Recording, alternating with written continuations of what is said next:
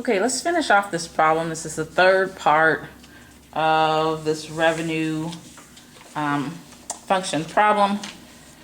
So as I mentioned, our goal is to maximize the sales. So we're trying to maximize the revenue function. All right, so this is a parabola. You can see it's something x squared plus something x. If you had to put plus c, it would be plus 0. Okay, so this is definitely a parabola. If you remember from your high school experience, if you look at the a, the number in front of the x squared, if that is a negative, then you have a function that's frowning, concave down. And if this number is positive, then you have a function that is smiling. Looks like a U. See, like this. Right? So we have a function that looks something like this, and you can always sketch it out and check to see whether I'm right.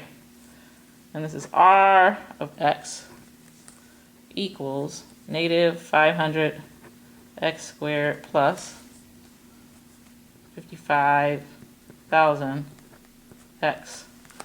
Okay, so you can definitely use your calculator, do second calc, go to maximum, and try to find out where this point is. Unfortunately, the window is a little odd. So there's a faster route, and that's simply just to use your vertex formula. So your vertex formula, it only gives you the x value, but that's sufficient. So x equals negative b over 2a. And in this case, x equals, negative b. So here's the b. It's the number in front of the x. So negative 55,000. Divided by 2 times the a, which is negative 500. Okay, so this says 55 cars. So you're probably asking, well, how did I know that that was cars? So if you remember, this is labeled as the x value. And over here, what we started off with was a quantity of either 54 or 56 cars, right? Okay. So over here we have dollars, revenue, and down here we have cars, and this is at 55. Feel free to use your calculator. It just may take you a while to do it with that window. All right, once you have that number of cars that will maximize your revenue, then there's a very good chance that they'll say, what's the selling price at 55 cars? And that's reasonable. So if you sell 55 cars, what's that sticker price? Okay, from this point, it simply is a matter of plug and chug. So you're going to take those 55 cars and you're going to go back to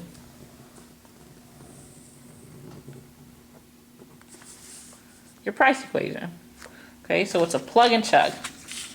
So we're going to do P of 55. Please don't place P of X. It should be P of 55. You should be extremely specific. The price at 55 cars is negative 500. Multiply it by 55 plus 55,000.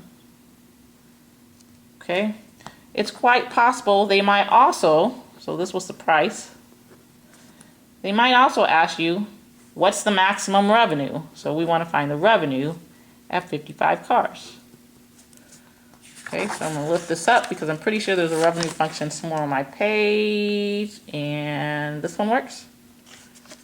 All right, so R of 55 says take negative 500, multiply it by 55, the quantity squared, plus 55,000 times 55. Okay, so give me a minute and I will calculate those numbers for you. Okay, all of this information should be in your notes. The numbers should be in your notes. So let's see. Negative 500 times 55 plus 55,000. This is $27,500. Make sure your units are there, otherwise you'll lose some points. Okay. R 55, let's see, minus 500 times 55 squared plus 55,000 times 55.